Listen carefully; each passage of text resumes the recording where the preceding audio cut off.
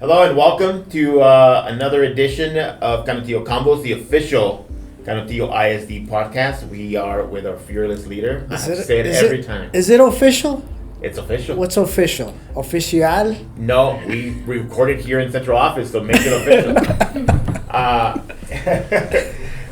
Doc, welcome. Yeah. How was your spring break? It was good. It was great. It was wonderful. Went to Ciudad, the FA, what do they call it? The FA? No, not anymore. They don't call it the FA anymore? No, it's not. Officially, it's not the DF anymore. It's now just Ciudad de Mexico. Ciudad de Mexico. Yeah. Went to Mexico City, the capital. Yeah, good times. It was good times. It was flew out of Juarez, and it's a shame that the motherland gets the rap of, I know that just happened with the tourists or the Americans.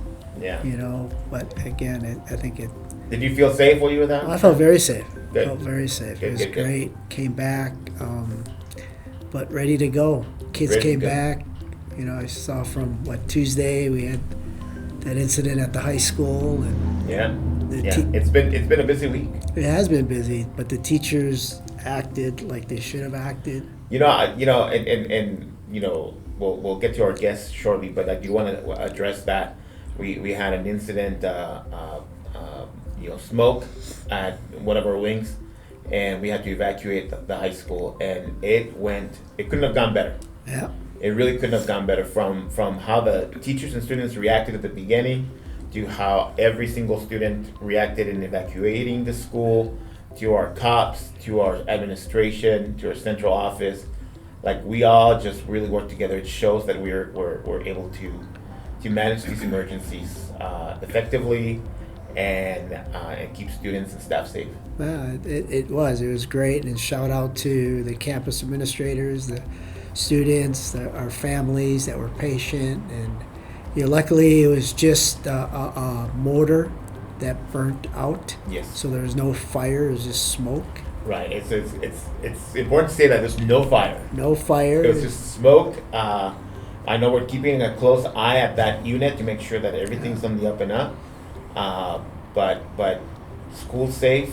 Kids were able to go back to instruction within about an hour and a half. Yeah, our electrician was there, Mr. Ramon, and was it Raymond and Alex? Who's the other? I don't know that. Oh, it's Raymond, and he jumped on the ladder right away, got up, found the source. You were up on a ladder. Huh? You were up on a ladder. I was up on the ladder. I was Our Director of Career and Technical Education is Tracy Andrews. Hello, everybody in Radio Land. Yes, thank you. Welcome. We're here to talk about a special program. Wait. This isn't Radio Land. Cloudland. For you and I, it was Radio Land. That's right. This isn't. I wanted to be as vintage and just This is the authentic. interweb. Well, this looks like a radio type. Yes. Yeah, the way that they used to have It's microphones. a series of tubes. No, but we're here to talk about the launch of PTEC, Law Enforcement Program, that we're launching next fall, and we're recruiting students for it right now. 8th graders. So is that who? That is correct. Yes, 8th grade students. So tell us a little bit about PTEC. What is it, and why are we bringing it to Canutillo? So the PTEC is a model that allows students to go through a career and tech pathway. In this instance, it's criminal justice, and successfully receive, hopefully at the end of it, their associate's degree in criminal justice plus a completion certificate. So a lot of dual credit classes that go towards this associate's degree. So a similar model to an early college high school, but it would be an in-school model. Where the students will still be able to take advantage of the high school environment, but get the associate's degree and be able to take advantage of that while they're getting their high school diploma. So we're bringing it because it's just, these types of programs are the perfect marriage of work and school, right? And be brought together. They're the perfect marriage of these two things, of what the last 4 years of school looks like, for a high school student, and getting their career path launched. So we're super excited that we chose, criminal justice to do this. We're only one of 2 school districts here in town that are going to be offering this, at least for the moment. So we're super excited about it for next year. Actually, Tracy, talk about what is, this is a state, the state is, we're working with EPCC. Yes. But what's transitioning out? What are no longer, the state is no longer going to have? So the state is no longer going to have T-STEM or STEM academies. So the T-STEM is going away. The P-TECH are replacing that. So it's an initiative at that level as well. And then from a career and tech standpoint, it helps meet some initiatives that our governor has put into place as well. So a tri-state initiative. So T-STEM will be no longer after this, and then P-TECH's coming up from the underside. So let me see if I understand this correctly. This is going to be a sort of school within a school, a program within the school at Canutillo High School, right? Yes. So these need to be Canutillo High School students. Yes. And they will be getting in-depth training and classes in criminal justice, so that by the time they graduate, not only do they have a high school diploma, but they have a certification, and maybe even they're halfway through their bachelor's degree or an associate's degree with a criminal justice That is correct. concentration. That is correct. And it is a partnership with EPCC. So it's very valid for us to mention that, because they are partners in this, as our own police force will be partners for the work-based learning component of it. So the way that it differs is that we do pick that path that they're going to go, and then you have to have an industry partner and obviously an institution of higher education that will partner with you. So it is a multitude of partners that come together to raise these cohorts as they go through. And having been a little familiar with P-TECH from before, I know that this is a money-saving venture for families, right? I mean, they're these certifications can cost a lot of money after if they choose to start after graduation. So we're hoping to save them some money, get them through a program that's gonna make them viable and hireable and Yes. all these great things that students and families are looking for. And I think time as well, saving time is, when I worked in the early college realm, it saved time and money. So not only that, it prepares students that have never been in a college situation. It builds the culture within them. That is what these blueprints, that is what the goals are. First-time college goers, just building the culture inside of them that I can go to college and I can make it. So by the time they get through here, they're ready to go on further, right? Than associates, bachelor's, PhD. It's kind of like I saw like a $25,000 scholarship, basically. Yeah. Absolutely, up to $25,000 that, college is expensive. So Yeah. you want to get involved in law enforcement. I mean, it's a great opportunity. It's sanctioned by the state. We're working with EPCC. We're using our own resources, our own police department. Thank you to Chief Kluge. But I really want you to talk about those 2 amazing teachers that you recruited, Right. and Mr. Boras recruited, that have their masters already, can teach at community college, give college credit. Yeah. Retired sheriffs or Right, absolutely, and in some cases even higher. One of them did work in some vice work, and so the life experiences that they bring to the classroom, along with the theoretical knowledge that they will teach these students, is valuable. Is completely valuable. They have shown that. That they're able, and it's tough to be a police officer these days. It's tough to want to go into law enforcement or criminal justice, because it's hard to say. It's hard to say if that is the path that a student wants to take. Because you hear stories all the time. But these guys assure them and help them feel more supported and show them the value of this career and the way. I'm sorry. Who are the teachers? So Edmund Robinson and Edgar Soto. Okay. Yes, these are the 2 guys. And they're running a great program here. I mean, they're very Yes. popular. You're seeing tons of movement in that Yes. program there. Tons of Yes. students wanting to enroll. Yes. Is that who you're drawing from for these classes? Is for the PTech program rather? I would say yes. I just got off a phone call with the middle school principal at AMS, and she is very interested in helping us bolster enrollment and at least getting students maybe interested in this. So having more of a public service academy start, because she already has health science there, offering law enforcement at a lower level to upcoming eighth graders there And too. also, as you remember from the last board meeting, Miss Andrews submitted, we put some money on the side so they could have a firing range Yes. at CMS. That is correct. So we are moving towards that. That'll give them some very real world tactical movement, really prepare them for the range, which is one of the 2 certifications that they'll walk. There's actually about 6 certifications that they can walk away with. So we have put some money aside. We're moving forward with that. The area's been cleared.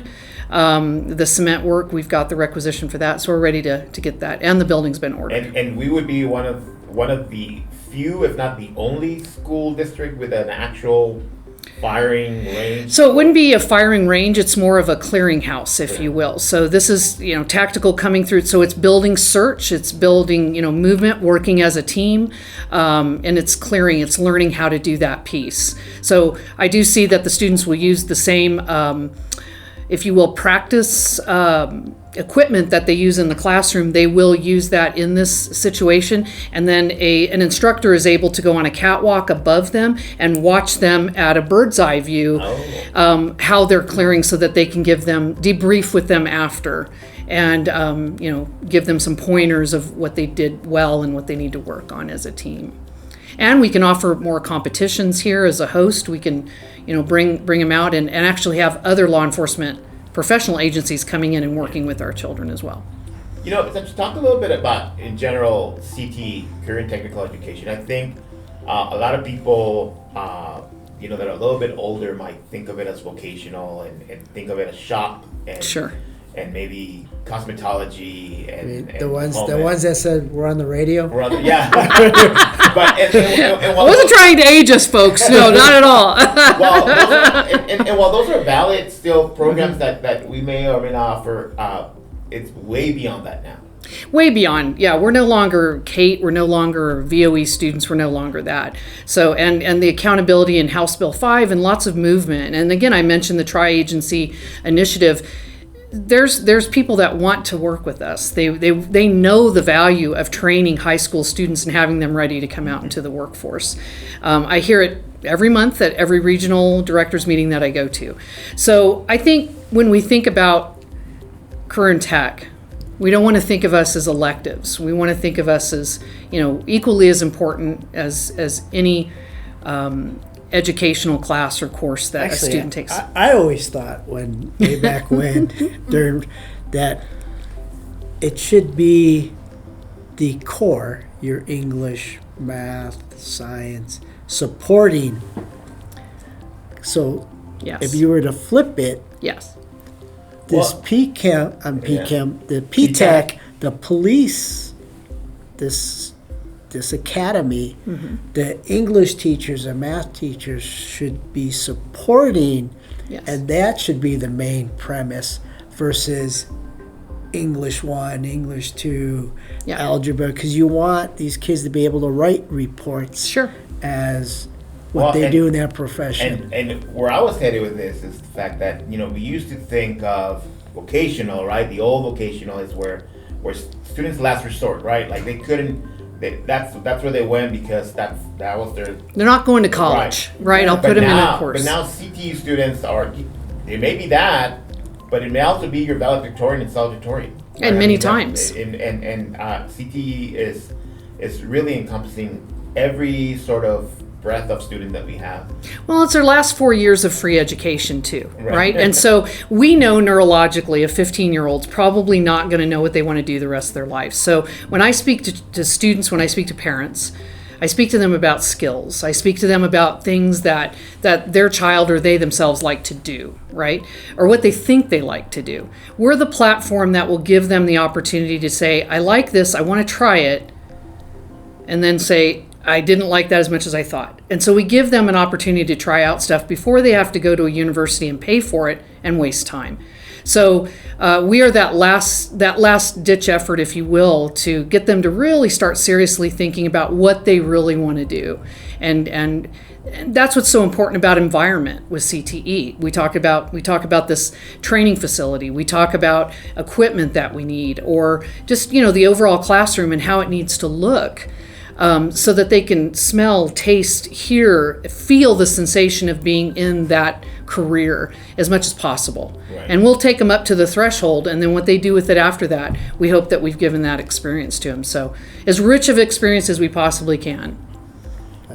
If I'm the parent of an 8th grader, or if I'm an 8th grader and I want more info on PTED, where do I go? So we have PTEC on our main website for Canutillo ISD. So there is a link for them to go there. Also CHS and also Career and Tech. So it's all over the website. We are putting out information on the social media platforms as well. So there's information there. Of course, my department is able to speak about any of that as well as you are, I'm sure, too. Right. So Ms. Donna Gray is the assistant principal at Canutillo High School that is taking any questions as well as I said, any of us can. Great. So we can give you more information there. Of course, we're out there. We're talking about it all the time. We're Right. here today. We're talking to Yeah. everybody about it today. I really love, Tracy, when you said we have to get away from CTE and maybe just call it all PTEC. I don't know. But it's not an elective. It really is not. It's hey, if you want to see what this profession may Look like, or Sure. feel like, and talk to real professionals, That's correct. here's a way to come in and check it out. And it's okay to change. It really is. It's okay to Versus, change. Even for my son, medical, nursing, whatever, not wasted, he's learned. Sure. But it was paid for. I had to pay for the first semester at college, and then he switched majors, switched career paths. And That's right. if you don't have to pay for it, you get $25,000, mom and dad, or grandma and grandpa, right. on the table for free. You'd be surprised how many parents or even students at this young age are really heart set on what they want to do. However they've gotten that exposure, whether it be CTE from the past or just parents or family members, Right. relatives that are in the profession already. They're dead set on it, and so it's my pleasure to give them that good experience when they're here. Well, we'll invite any parent to log into www.canutillo-isd.org. From there, you can log on to CTE or just click on the banner that has PTEC on it. You'll see some awesome kids in there with the PTEC logo. Click on it. You'll learn more about it, and you'll be able to fill out an application as well. Absolutely. Classes start next fall in August. And we're excited to get this rolling. Absolutely. As I said, it's one of the smoking things that we will allow to smoke at Canutillo High School and continue to. And the superintendent does not even have to get on a ladder for it. He will if he needs to. I know that he will. I just don't want to challenge him because I know that he will. Now, before we close today, What? I want to talk to you about NCAA hoops. NCAA double. So who are you going for? And because Well, my son's at Gonzaga. Gonzaga. Tomato. Tomato. When I flew in and I got in a taxi and we're at Spokane. It's Spokane. They go, Spokane, sir. I go, yeah, but there's an E at the end. It's Spokane. Yeah, okay. That's the way I say it. And so that's it. but then UT plays tomorrow against Xavier, so the Zags and the Horns. I think Kansas State, Big 12 is in it. But I think for the women's, again, you got South Carolina, who's undefeated, who's amazing. You got Iowa, Miss Caitlin Clark, who's a phenomenal basketball player. So those are my two for the women and the men. I'm going for Princeton underdogs. Don't talk about UTEP. The only Good stuff, baby. only two. Actually, he rest in peace. Yes, Willie Cager. Yeah, Willie passed Cager. this week, and he's part of the minor tradition and the championship. NCAA 1966. I worked with Willie Cager at Isleta.